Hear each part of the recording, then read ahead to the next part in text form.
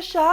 Ang palamunin dito sa bahay. Nay, wag ganyan please. Alam mo, bilib din ako sa'yo eh. Wala na nga tayong makain, nagpabuntis ka pa. Buti pa yung anak ni Rosa, pag-aaral ay natupag. Nakakawalang gana! Yan, umalis ka. Diyan ka magaling.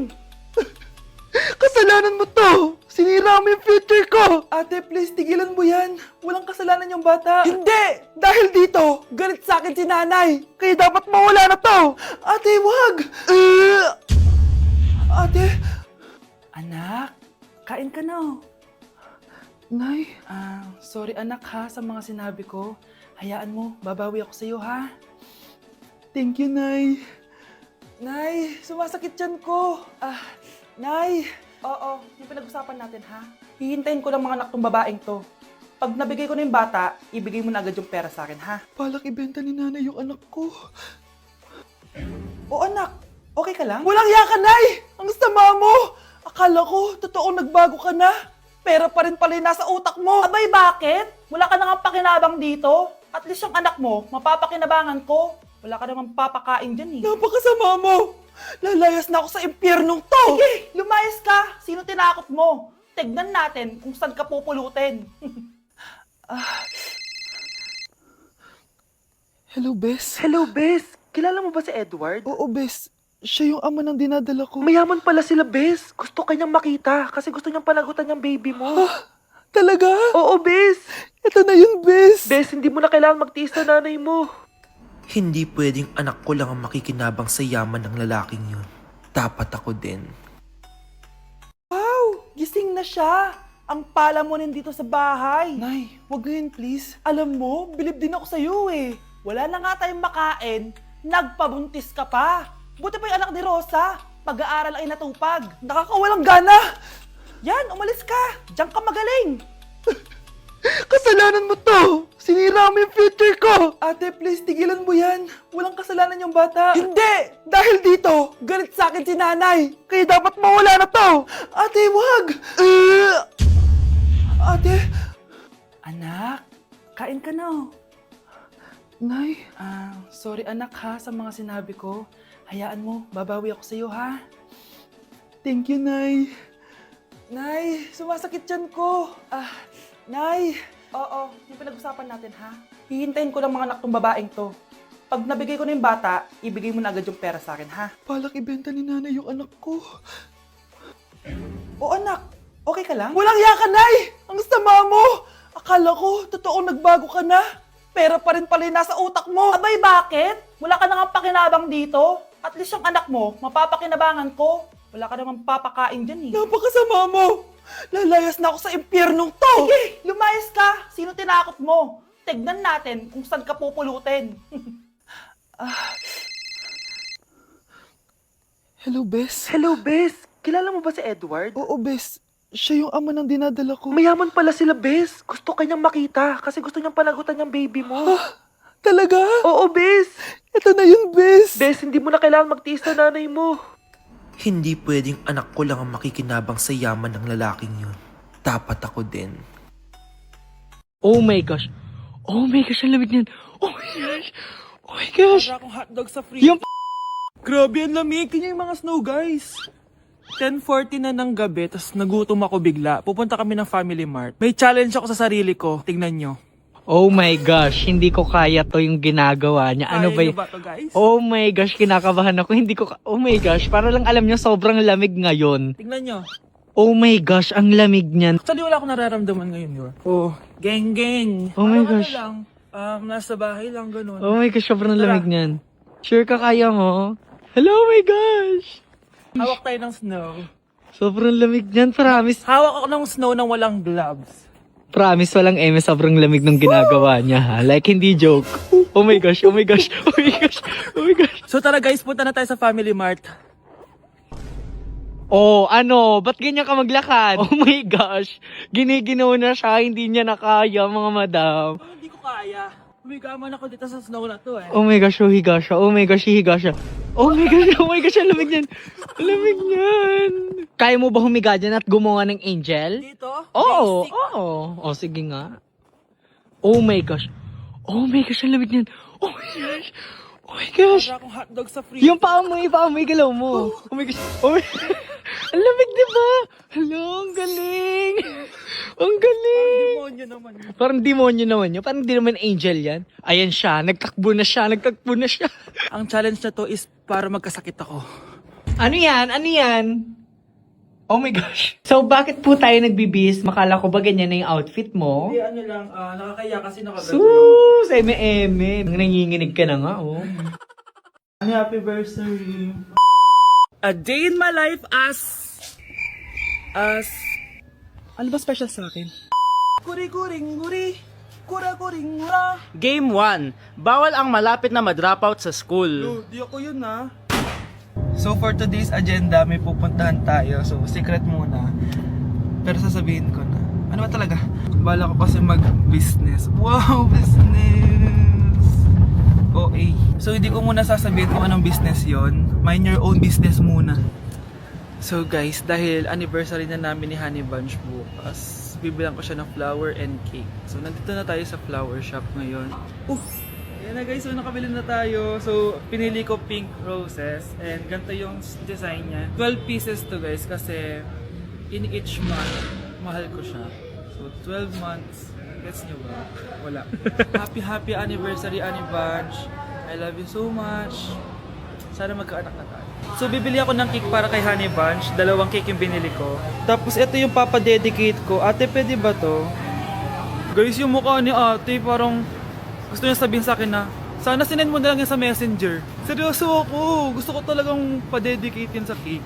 Sa mga nagtatanong kung kapatid ko ba to, hindi ko po yan kapatid. O sige na, mag-promote ka na. Shoutout po sa O, akin. diba? May bayad yung promotion dito. Kala mo libre lang yon. Sige na, ipapromote na kita. Ilalagay ko na lang sa bicep mo yung TikTok mo. Ayan. So guys, nandito na tayo sa labas ng bahay. Bigay na natin to kay Honey Bunch. Happy anniversary! May cake ka. Honey, happy anniversary! So anong wish mo para sa ating dalawa? So yun lang naman. Sige na. Ay, sorry. Napagastos ka pa tuloy sa pagpapa-hospital sa akin. Ano ka ba, anak? Nawala na nga sa akin yung kuya mo, di ba? Ayoko namang mawala ka din sa akin. Hello po, good morning. Dok, ano po balita? Makakalabas na po ba si Scarlett bukas? Ma'am, may good news po ako. Pwede na po lumabas si Scarlett bukas. Salamat sa Diyos! Hindi na ako magiging pabayang ina. Ayoko na maulit yung nangyari sa kuya mo. Nay, ano pala nangyari kay kuya? Hindi mo pa nakakwento sa akin yun. Ha? Bata pa yung kuya mo, anak, nung nawala ko siya sa palengke. Mare, magkano tong sitaw? 50 na lang sa'yo, Mare. Ang mahal naman, Mare. Pwedeng 20 na lang to. Mga laruan ba yun? Ang ganda nun na. O siya, sige na. Kumare naman kita eh. Ayun yung gusto ko sa'yo eh. Tara na, anak. Anak, anong lugar na to? Nasaan yung batang yun? Nasaan na si nanay? Nay! Anak! Ate, may nakita po kayong bata dito? Ay, wala po akong nakita eh. Nasaan na ba yun? Anak! Simula noon, hindi ko na nakita yung kuya mo, Scarlett. Hanggang sa may pumuntang pulis sa bahay natin. Ang sabi nila, patay na daw siya. Grabe naman yung nangyari kay Kuya Nay. Ang lungkot naman po pala nung nangyari sa kuya ni Scarlett. Sige na po, ma'am. Kailangan ko pa pong bisitahin yung mga ibang pasyente. Sige po, Dok. Salamat po. Anak, ang importante, makakauwi ka na bukas. Opo, Nay. Makakapag-thirst trap na ako ulit.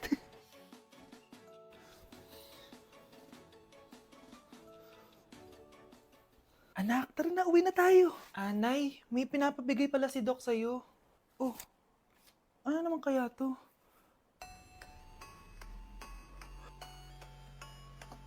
Paano nangyari yun? Death certificate? Hindi naman patay si tatay ah. Anak, alam kong nasa kwarto ka ng tatay mo. Si nanay. Anak! Nay, tawag niyo po ba ako? Wala. Kala ko nasa loob ka eh. Sige, Nay. Gagawan ko na po ng pagkain si tatay. Kailangan ko malaman ng totoo. Sorry, Nay. Kailangan kong gawin ito sa'yo. Nay, ito na po pala yung pagkain ni tatay. Ginawan din po pala kita. Buti naman naisip mo pa ako. Thank you, anak ha. Welcome, Nay. Mahal, kain na tayo. Gumana yung plano ko. Kailangan ko na humingi ng tulong. Ang Ang galing mo din, Scarlett, no? Pero mas magaling ako. Nay, hindi ka nahimatay. Anong akala mo sa akin? Tanga? Inamoy ko yung pagkain na binigay mo sa akin. At kaamoy niya yung lason na nilalagay ko sa pagkain ng tatay mo. Ang sama mo, Nay. Well, kailangan ko ang pera ng tatay mo. Inasawa ko lang naman yan kasi mayaman siya. Ipapakulong kita sa ginawa mo kay tatay. Sa tingin mo maniniwala sa'yo ang mga pulis? May CCTV tayo sa bahay. Kitang-kita dyan na ikaw ang gumagawa ng pagkain ng tatay mo. Kanina pa nasa kulang mga pulis. At naririnig nila lahat ng sinasabi mo. Mga pulis. Nasaan na siya? Nakakatakot! Matalino ako, Scarlett. Alam kong gagawin mo yan. Binayaran ko ang mga pulis para din nila kulihin. Pera-pera lang. Walang iya ka talaga, Nay. Sumama ka na sa akin. Italin nyo na yan. At siguraduhin yung hindi makakatakas yan. Ano? Itatali? Hindi! Shh, Scarlett. Tatakas kita, ha? Alam ko lahat ng baho ng nanay mo. Tita, Scarlett, may kausap ka ba? nandiyan na si nanay. Bilisan mo. Paparating na siya. Bibilisan ko na. Baby, away tayo. O ano anak, puro bebe time na lang? Di ba may exam ka pa bukas? Opo, Nay. Try mo kaya mag-review para di ka puro bagsak. Diyos ko. Sige, Nay. Challenge accepted. Makaka-perfect ako sa exam bukas. Sino nagsabing hindi ko kaya mag-review? Baka Scarlett to. Ba't tumatawag na to? Oh, bakit, Bes? Nagre-review ako. Te, may bago akong chika. Importante ba yan? Importante. So, eto na nga. Go, Te! Spill the tea! Ano nangyari? 1 hour later. O siya, sige na, Te. Magre-review na talaga ako. Storbo. Saan na ba ako? X, Y... Hala, break na sila. Ano nangyari? 1 hour later. Mag-review na nga ako.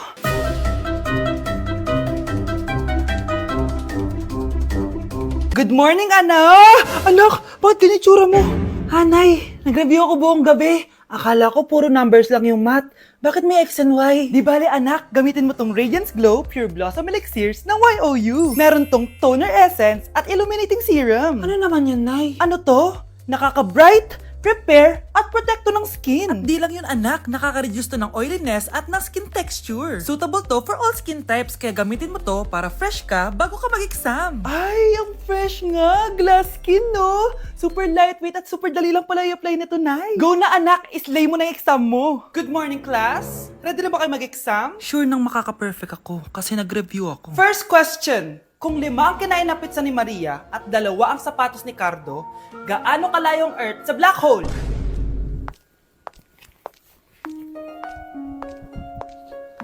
Hindi man lumabas ang mga nireview ko. Ang importante, maganda ako. Kuya, try mo po yung sikat na mango na ice cream. Mango na ice cream? Mango is my favorite flavor, so let's try it.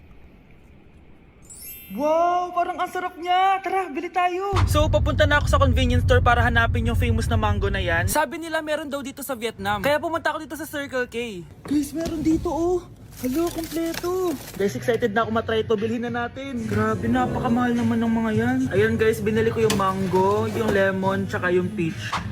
Eto na sila. Tikman na natin. Unahin na natin tong si mango kasi ito yung pinakasikat. Sirain ko na. Wow! Mukha talaga siyang mangga in real life, guys. Tapos dito siya hawakan. Okay, unang kagat.